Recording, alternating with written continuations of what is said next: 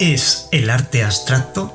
Es más, ¿qué es el arte? ¿Qué os ha parecido los ataques de los ecologistas a los museos de todo el mundo? ¿Cuál es la obra más cara del 2022? ¿Qué oferta cultural nos ofrecen este año?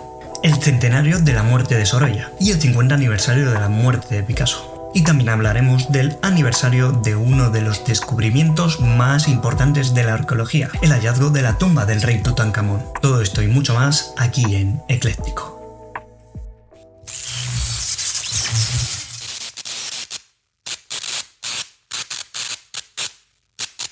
Bienvenidas Marta Méndez, Sofía Guardiola. Ambas estudiasteis Historia del Arte. Sofía Guardiola, trabajas en una revista de arte que se llama Arts Magazine, ¿no? Sí, trabajo de colaboradora, escribo un artículo a la semana. ¿Y sobre qué sueles escribir? Pues normalmente voy a inauguraciones de exposiciones, voy a una rueda de prensa, luego la exposición y luego lo cuento, y menos veces sobre mercado de arte, o sea, previos de subastas o remates. Es aquí en Madrid, ¿verdad? Sí, vamos, escribo, o sea, lo de las subastas no tiene por qué, pero normalmente sí que escribo de cosas de Madrid. ¿Tú, Marta, estudiante de doctorado ahora mismo? ¿En qué área te estás enfocando dentro de la historia del arte? Pues yo estoy, justo este es mi primer año de la tesis, que son 3 años y lo haces a tiempo completo, y yo estoy enfocada en el arte virreinal peruano, concretamente la escuela cuzqueña, que era, en el Virreinato del Perú hay como 3 escuelas importantes, pues una de ellas es la escuela cuzqueña, y entonces estoy enfocada en lo que es estudiar el barroco de la escuela de Cuzco, y otra parte hablar un poquito del mercado del arte, de cómo surgió el coleccionismo y el mecenado en el siglo XVII en el virreinato, y bueno, pues en eso estoy todavía un poco estudiando las temáticas más vendidas, en fin, pero bueno, como estudiando esas dos partes, la parte de mercado y la parte de historia del arte más tradicional. ¿Y está siendo duro el proceso, el comienzo? ¿Cómo está siendo? Claro, como es una... En realidad es como un trabajo, te lo tienes que tomar así porque es algo muy solitario, tienes asignaturas que tienes que estudiar, que son pocas asignaturas, pero bueno, son casi todas de investigación y en fin, es un poco complicado porque es algo muy solitario, todo el día en bibliotecas y tal, pero bueno, si te gusta es interesante también. Muchas gracias por hablar en este podcast. Gracias a las dos. Gracias a ti. La primera pregunta con la que quería comenzar, una pregunta un poco difícil de contestar, es muy subjetiva la respuesta. Y es, ¿qué es el arte para vosotras? Pues qué complicado, ¿no? Ya. Una forma de expresión, ¿no? Individual, desde la historia de la humanidad. O colectiva. O colectiva también. Hay 1000 definiciones, ¿no? Un poco, pero... Sí, verdad. Además es que estas cosas tan abstractas es como que intentas hacer una definición que quepa todo lo que para ti es arte y siempre te dejas algo fuera y dices, no, mierda, tengo que añadir esto. Y entonces te queda una definición súper rara y súper larga. Otra pregunta. La diferencia entre las carreras de la historia del arte y de bellas artes. Pues mira, yo creo que historia del arte está enfocado a estudiar el arte que se ha hecho desde pues, la prehistoria hasta ahora o lo que sea, de un periodo de tiempo. Y Bellas Artes es producir arte, o sea, es aprender técnicas para tú ser artista o, bueno, que tiene otras salidas, pero que principalmente es aprender a hacer, a pintar al óleo, a hacer acrílicos, a hacer fotos, esas cosas. ¿Y en historia del arte no os enseñan en ningún momento a producir una obra? Pues, o sea, como que si estudio grabado, pues me aprendo cómo se hace un grabado, pero no vamos a un taller y hacemos grabado. Por ejemplo, nosotras fuimos a una fundición a ver cómo se hacen las esculturas de bronce, pero ya está. O sea, incluso aunque vayas a verlo, está enfocado a que lo entiendas de forma teórica. Claro, la historia del arte es lo que estaba diciendo Sofía, mucho más teórico. Nosotros no cogemos un pincel, ni una gubia, ni un cincel. Nosotros aprendemos lo que son las características desde la prehistoria hasta la actualidad, los artistas y tal, pero no es nada manual, mientras que la gente que estudia Bellas Artes también saben un poco de historia del arte, también tienen asignaturas de historia del arte, pero es lo que dice Sofi, que está más enfocado en producir el arte, todas las técnicas, aprenden todas las técnicas. O sea, es más parecido a la historia normal, a la carrera de historia normal, pero sí, más enfocado en el arte. O sea, el recorrido del arte a lo largo de la historia. Vale, eso es muy interesante. ¿Por qué escogisteis esta carrera? ¿Quieres empezar tú, Marta? Bueno, pues a ver, yo creo que todos los que estudiamos historia del arte o cosas de humanidades es pues porque sentimos pasión hacia lo que queremos estudiar. No es no estudias esto para hacerte rico, eso está claro, porque las salidas son bastante difíciles. Estudias pues porque te gusta. Nadie va a estudiar historia del arte porque se sienta obligado por la sociedad ni nada de eso. No, estudia porque te gusta y ya está, como todas las humanidades. Y luego ya están las cosas de las salidas laborales que es mucho más complicado, pero yo creo que todos al final es pues eso, porque nos gusta estudiar las humanidades, ya sea filosofía, historia del arte, cualquier cosa, no lo hacemos para hacernos ricos. Ni para tener trabajo, porque también está muy difícil. O sea, yo lo que iba a decir, la verdad, que es básicamente lo mismo. En plan, yo cuando acabé bachillerato me puse a pensar qué quería hacer y no se me ocurría nada más. Y yo de verdad pensaba como, a ver si encuentro otra opción. Porque además dije, bueno, me encanta la historia del arte, pero pues puedo complementarla con otra cosa y hacer un doble grado. Y al final lo hice, o sea, como que la idea principal era, bueno, para tener más salidas, pero al final es que la hice con historia, que es igual, o sea, bueno, no conseguí ni una salida más, yo creo. Pero sí, yo pensaba en cosas que me gustasen de verdad y no se me ocurría nada más. Y de entre todos los artistas de todas las épocas de la historia, ¿cuál es vuestra preferida? O sea, a mí el surrealismo me gusta mucho, por ejemplo. Bueno, en general las vanguardias me interesan mucho. En plan, algunas obviamente me gustan más que otras, pero me parecen como muy interesantes en general. Y el surrealismo en particular me gusta mucho.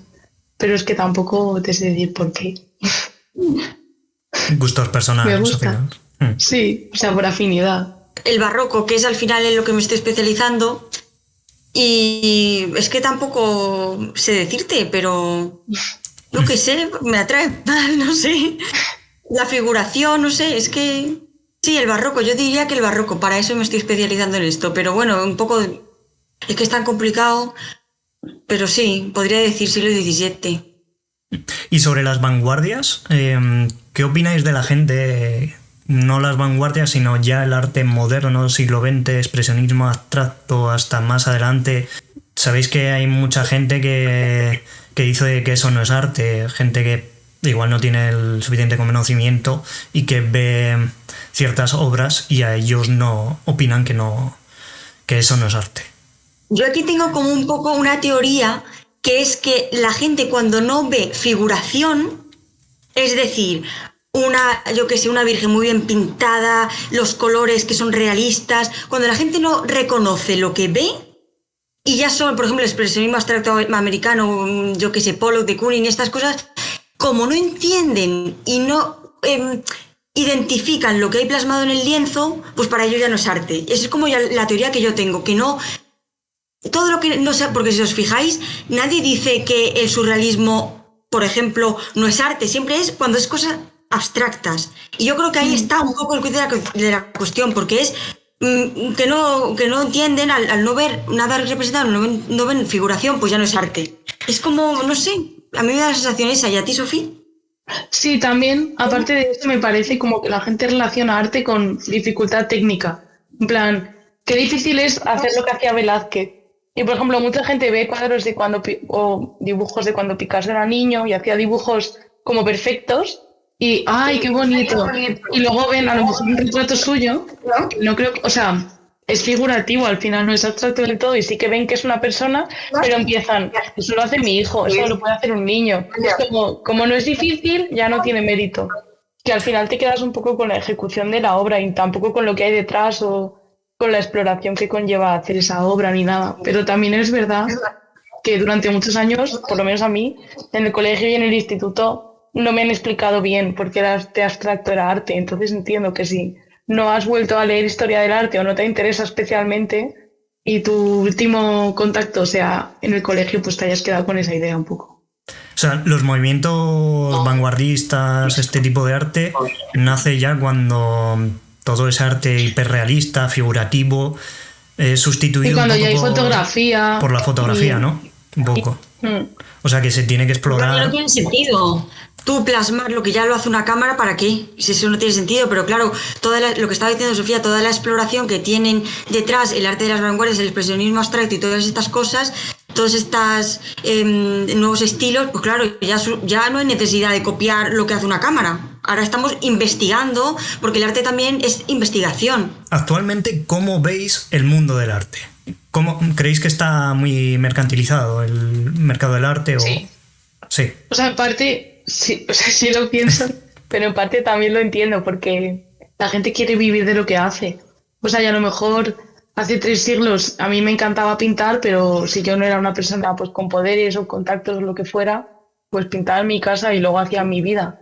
En cambio, ahora tienes internet, puedes vender tus obras súper fácil a cualquier parte del mundo, seas quien seas, prácticamente tienes materiales mucho más baratos, accesibles, entonces a lo mejor dices, ¿y por qué no me voy a dedicar yo a esto? O sea, ¿por qué voy a tener un trabajo que no me gusta si ahora mismo a una persona de, yo que sé, Pensilvania le gusta una obra mía y la puede comprar en un momento y yo se la puedo enviar también con facilidad? Entonces, o sea, aparte de mercantilizado, ¿no? Es como que es más democrático, ¿no? Y a lo mejor más gente se puede dedicar a ello. Obviamente es dificilísimo, pero hay a lo mejor más oportunidades o no sé.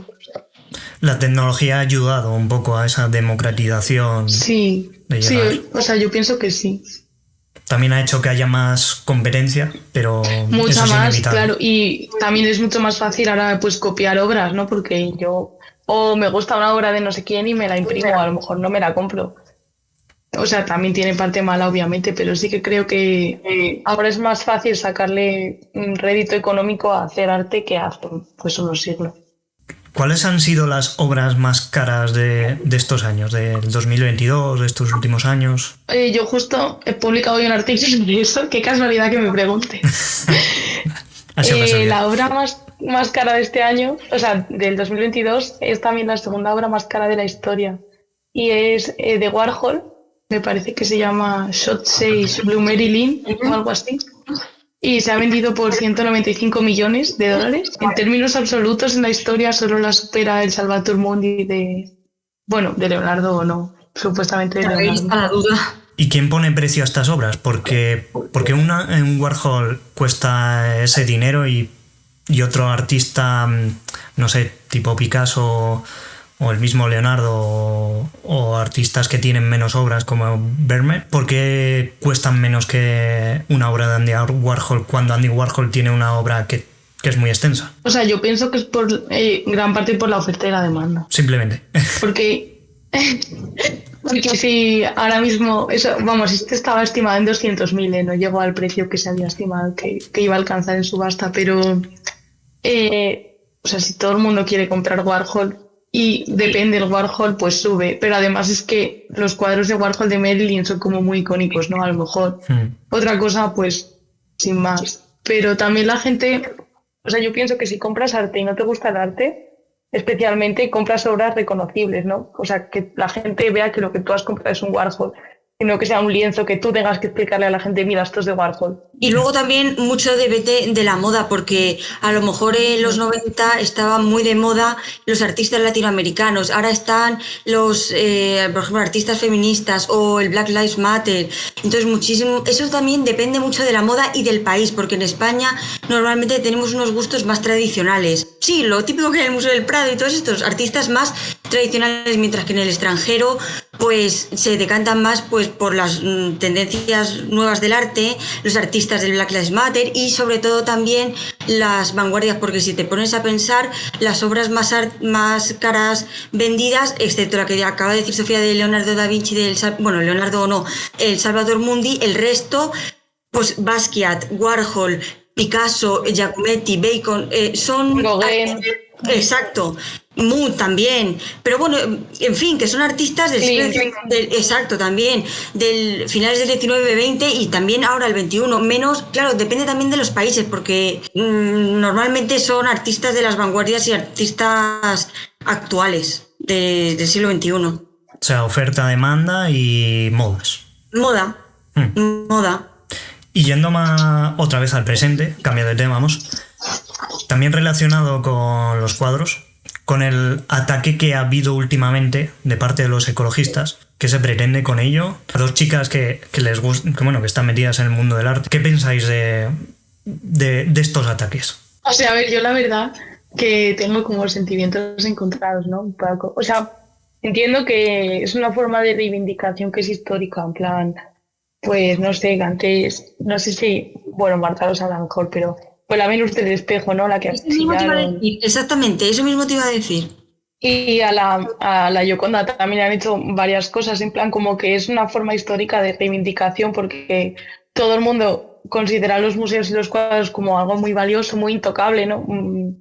Entonces, como que, bueno, si quieres que se te escuche, vas a atacar lo que se considera, pues, inatacable. Pero claro, también, pues eso, o sea, no es que sea una cosa que me hace gracia, pero también entiendo que los ataques al final me parece que estaban pensados para no afectar a ninguna obra, porque atacaban prácticamente solo obras con cristal, con materiales que tampoco son tan corrosivos y tal. Entonces, a mí me parece que es más como una performance, ¿no? Que el buscar dañar el cuadro. Es como, si hago esto, me escuchan, pues...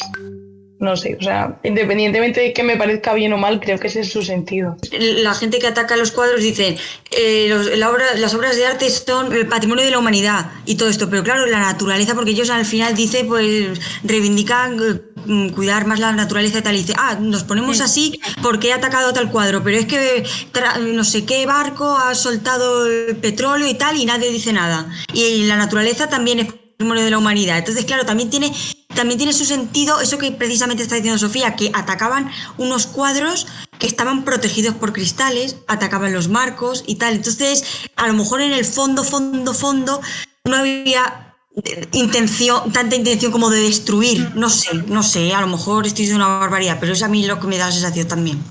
No, eso... Además, sí. como que si te pones radical y te metes en su dinámica, o sea, en su forma de pensar, es como... Si se acaba el planeta, ¿para qué quiero museos llenos de cuadros? Sí, nos vamos a morir todos. ¿Sabes? O sea, si llevas al extremo ese pensamiento, pues me parece una cosa que tiene su lógica. Sí, al final han ido a atacar a obras que tenían cristales y al final no han salido dañadas. No sé, los girasoles... Bueno, claro, pero los marcos, por ejemplo, sí, que todo el mundo ahora están diciendo que si los marcos, que si tal, pero no deja de ser una barbaridad, pero claro... Es una cuestión interesante también el tema de la seguridad de los museos, porque precisamente hace como 2 semanas o así publicaron en ABC un reportaje sobre pues, un periodista que había paseado por los museos de Madrid, el Arqueológico, el Prado y el Thyssen, y iba con un bote de pintura en la mano. Entonces se hacía la fotografía sosteniendo el bote de pintura delante del cuadro. Y entonces dice, aquí los protocolos de seguridad están un poco flojos porque la botella de agua te la tienes que dejar, pero yo entro con un bote de pintura. Entonces... O sea, no se entiende muy bien el sistema de seguridad que tienen en los museos, entonces. Porque sí que decían en diversas noticias que iban a endurecer los procesos de seguridad, de cacheo y de revisión de los materiales que introdujeses en los edificios, pero si me dices esto, de que el periodista entró sin un bote de tomate... Sí, además justo lo tengo aquí, que lo publicaron el 27 de noviembre, el artículo de Bruno Pardo Porto, y eso pues entró en todos los museos típicos de Madrid con el botecito de pintura y se hacía la foto, entonces dices, bueno, a ver... Vaya. Otra pregunta más que tengo es, para este año, para este 2023 que se aproxima, ¿qué oferta cultural del arte tenemos en Madrid o bueno, a nivel de toda España? Bueno, pues es que también... Perdón. No, que iba a decir, creo que lo mismo que tú, que se sabe como el primer trimestre más bien. O por lo menos yo eso. También, y que es el 50 aniversario del fallecimiento de Picasso y ya hace 100 años de la muerte de Sorolla. Entonces, claro, todo gira en torno a Sorolla y Picasso. Es lo que iba a decir. ¿Y todo localizado en los grandes museos o hay en galerías, en o sea, centros? Sorolla, no sé, no me acuerdo exactamente la temática, pero obviamente el Bellas Artes de Valencia va a tener una muestra. El Museo Sorolla, que al final... O sea, se sale un poco del circuito habitual. Bueno, para la gente que no va tanto a museos, ¿no? Que a lo mejor es como el Prado, el Thyssen y el Reina. El Triángulo de las Luces, ¿no?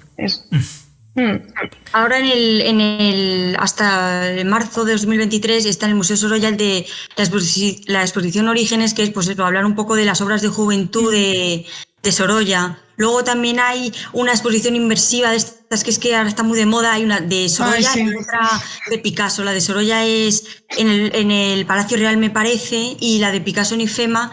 Y eso está ahora muy de moda, todo el tema de la realidad virtual. Claro, es un poquito para gente a lo mejor que no está tan especializada y tal, pero vamos, que no deja de ser oferta cultural. O sea, es una opción, sí, para conocer.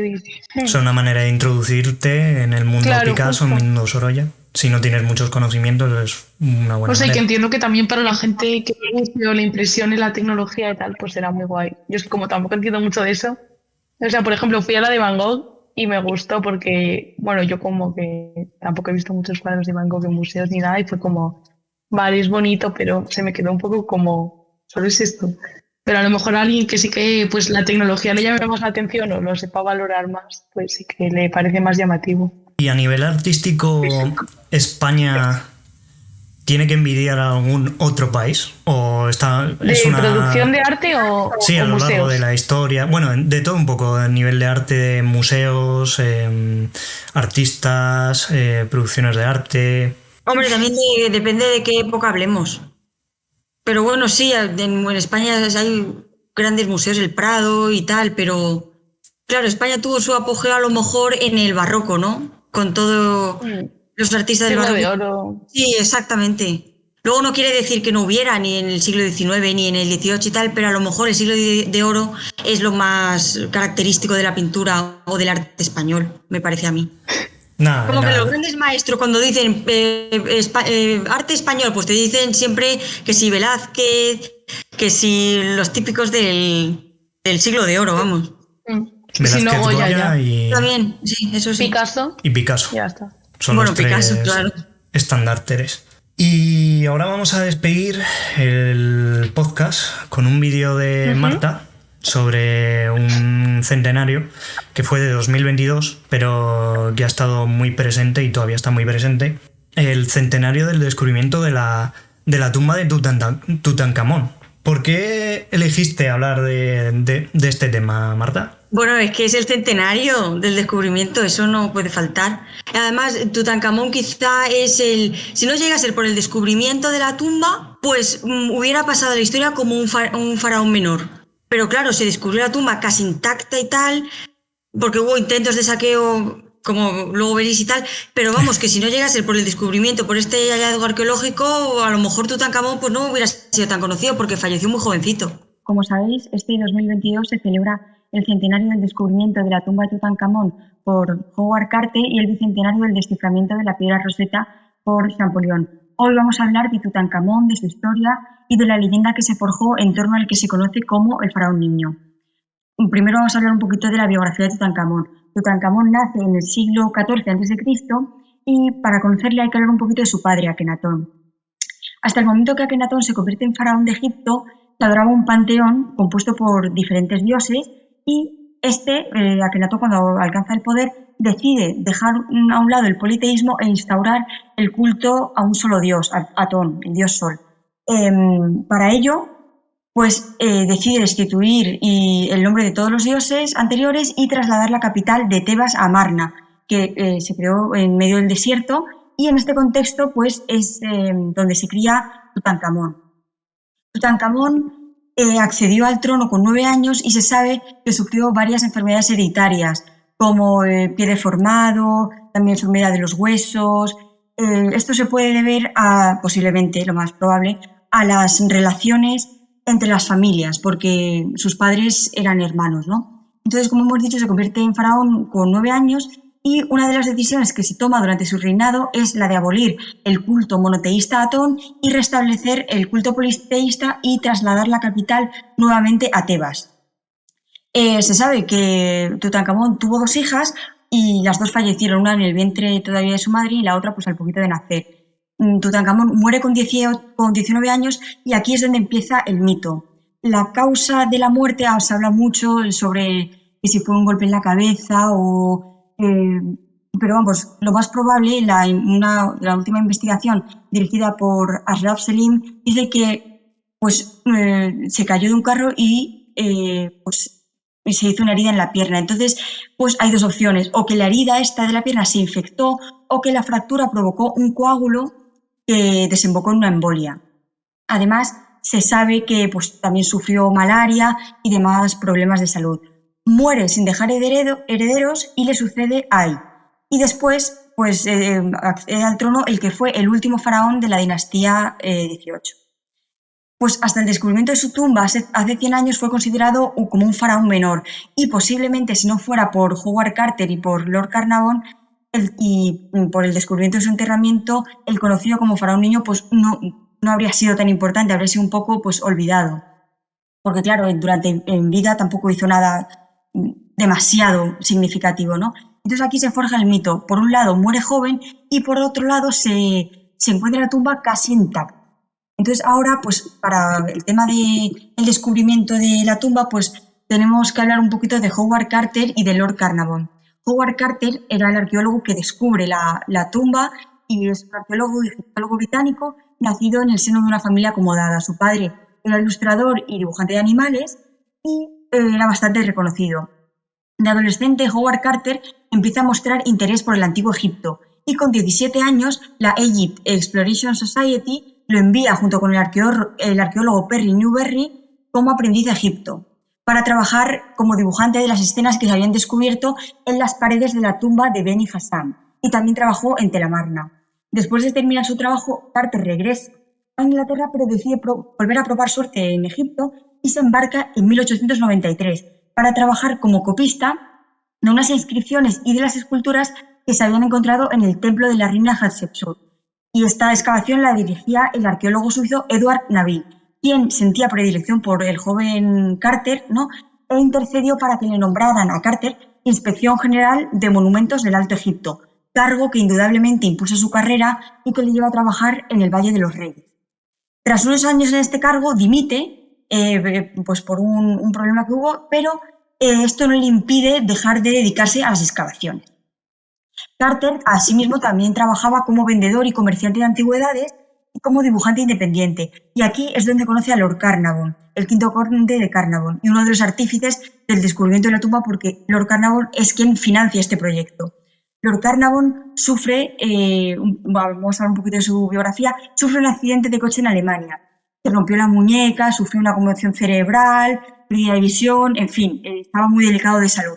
Y debido pues, precisamente a esta cuestión, los médicos le aconsejan viajar y pasar los inviernos en Egipto, pues para así evitar el duro invierno inglés, ¿no? La humedad y todo esto. Recordemos que en este momento Egipto era un protectorado británico y en este momento, durante estos años, empieza a crecer el sentimiento nacionalista y el deseo de emancipación por parte de los egipcios, ¿no? Por esto, Lord Carnarvon, como empieza a pasar muchas temporadas allí, pues en Egipto pues, se aficiona a la egiptología. Primero comprando antigüedades para formar su colección particular y después ya financia a Carter. Carnarvon consigue una concesión para poder excavar en el Valle de los Reyes, que el Valle de los Reyes era donde estaban enterrados los faraones de la dinastía 18, 19 y 20, y la mayoría de las tumbas habían sido saqueadas, por lo que pensaban que no iban a encontrar nada nuevo. Sin embargo, Carter pensaba que faltaba una tumba por descubrir, la de Tutankamón, y pensaba esto porque había hecho unos pequeños descubrimientos en el Valle de los Reyes, unas pequeñas inscripciones que daban a entender que quedaba todavía una tumba por descubrir, la de Tutankamón, pero todavía no habían dado con ella. Entonces, después de mucho trabajo sin frutos, casi 10 años de excavaciones, que hizo dudar a Lord Carnarvon de si debía invertir más dinero en la excavación, finalmente decide seguir. Y el 4 de noviembre de 1922, en plenas excavaciones arqueológicas, pues un niño de 12 años llamado Hussein Abdel Rasul descubre el primer peldaño que baja a la tumba de Tutankamón. Entonces, en este momento es cuando Carter escribe a Lord Carnarvon diciéndole, y cito, «Por fin, un descubrimiento maravilloso en el valle, una magnífica tumba con sellos intactos. La ha vuelto a recubrir, dejándola como estaba, a la espera de que usted llegue. Felicidades». Entonces, al leer esto, Lord Carnarvon pues marcha junto a su hija a Egipto y llegan el 23 de noviembre. Y el 26 se abre la tumba. En este momento es cuando tiene lugar este famoso episodio en el que se hace un pequeño orificio en la puerta de entrada de la tumba. Carter introduce una vela, se asoma y Lord Carnarvon le pregunta, ¿ves algo? Y Carter contesta, sí, cosas maravillosas. Entonces la tumba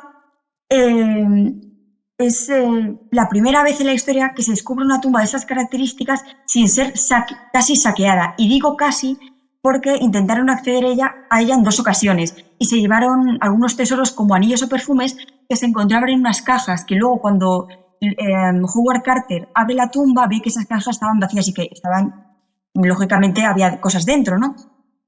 Pero si bien accedieron en 2 ocasiones a la tumba, los sepulcros no fueron saqueados. Entonces, estos 2 saqueos tuvieron lugar poco después del fallecimiento de Tutankamón. La primera vez ocurrió como mucho a los 4 años del fallecimiento y tras el descubrimiento de que había sido saqueada, pues la tumba se repara y se vuelve a sellar.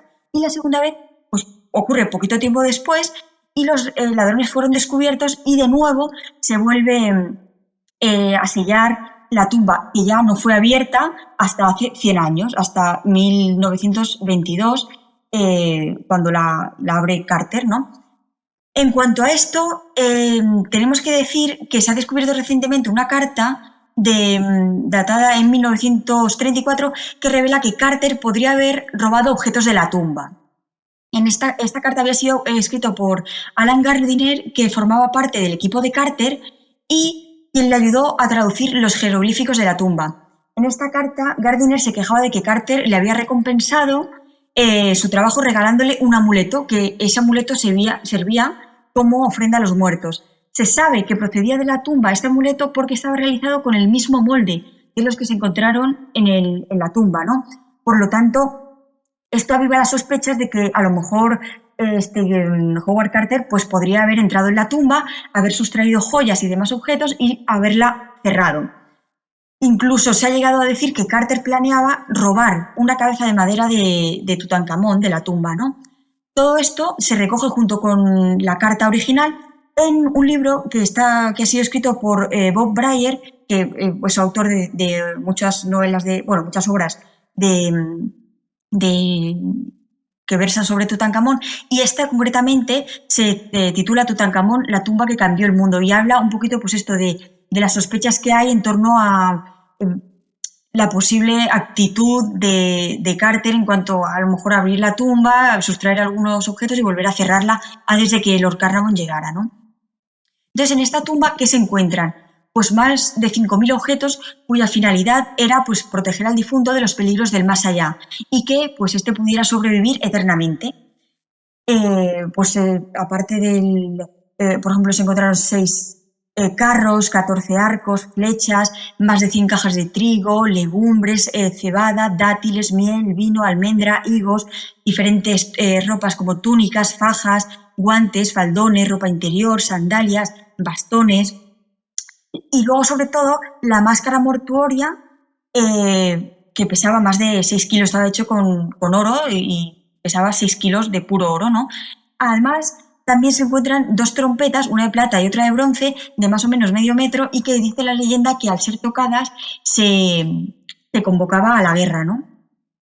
Entonces, todo esto, pues, todo este tema de ser un faraón que ha muerto joven, que se descubrió la tumba casi intacta, pues esto ha creado pues una maldición, la típica que se habla de la maldición de Tutankamón, una historia un poco de leyenda alrededor.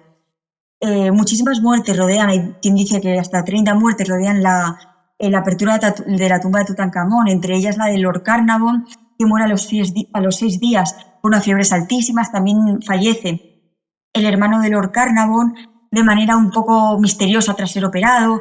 También muere uno de los egiptólogos al tropezar por las escaleras, se tropieza y se mata. Luego también Sir Douglas Wright, que fue quien le hizo la fotografía a la momia, también muere. Y esto pues se ha creado una leyenda alrededor de todo. Y se dice que Sir Arthur Conan Doyle dio crédito a todas estas muertes y eso contribuyó a crear la leyenda de la maldición, que en realidad pues no fue tal porque la mayoría de las muertes son completamente explicables. Sí, responden a una realidad, no es un mito, ¿no? Entonces, pues por estas 2 razones, precisamente pues porque muere joven y porque se descubre la tumba casi intacta, se crea un mito alrededor de este faraón niño, que si no llega a ser por Howard Carter y por Lord Carnarvon, Tutankamón habría pasado como un faraón menor y tampoco habría tenido tanta importancia, ¿no? Y ahora, por último, os quería hablar un poco de las exposiciones actuales que se pueden ver en Madrid en relación a todo este tema de Egipto, ¿no? Las hijas del Nilo es una exposición que está hasta el 31 de diciembre y se encuentra en el Palacio de las Alhajas, en la Plaza de San Martín, ¿no? Esta muestra reúne unas 300 piezas y trata pues, sobre el mundo femenino en el Antiguo Egipto, el papel de la mujer en la vida cotidiana, en la religión, su rol como miembro de la familia real o como sacerdotisa. Luego, otra exposición es Tutankamón, la exposición inmersiva, que está, que se inauguró el 4 de noviembre y todavía se puede ver en Matadero, en la Plaza de Legazpi. Y es una expo pues que promete una experiencia inmersiva en 3 dimensiones y con más de 1.200 metros cuadrados de proyecciones en el que se descubren los secretos que rodean a Tutankamón, el recorrer los templos, los rituales religiosos. Y es una exposición pues que viene de la mano de la misma empresa que fue responsable de otras exhibiciones del mismo tipo, centradas una en la vida de Van Gogh y otra en la de Monet. Y es una exposición pues perfecta pues para adentrar al público infantil en el mundo egipcio. No es una exposición muy científica, digamos, ¿no? Y por último, quería nombrar la de Alba y Carter, 100 años del descubrimiento de Tutankamón. Es una exposición temporal que se puede ver hasta el 30 de abril en el Palacio de Liria y se trata de una muestra que se centra en conmemorar el descubrimiento de la tumba de Tutankamón a través de la relación del duque de Alba, del abuelo del actual duque de Alba, que era el 17º duque de Alba, y Howard Carter. Y el duque de Alba fue el encargado de organizar las 4 conferencias que Carter imparte en Madrid. Y pues en ellas se pueden ver cuadros, fotografías inéditas, cartas y demás documentos que rodean a este acontecimiento que en el 2022 cumple 100 años del descubrimiento de la tumba.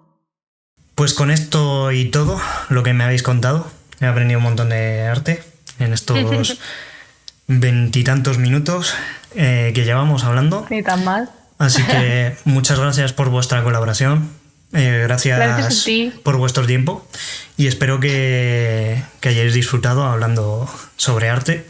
Así que nada, gracias. Nos vemos en el próximo programa. Chao. Gracias, hasta luego.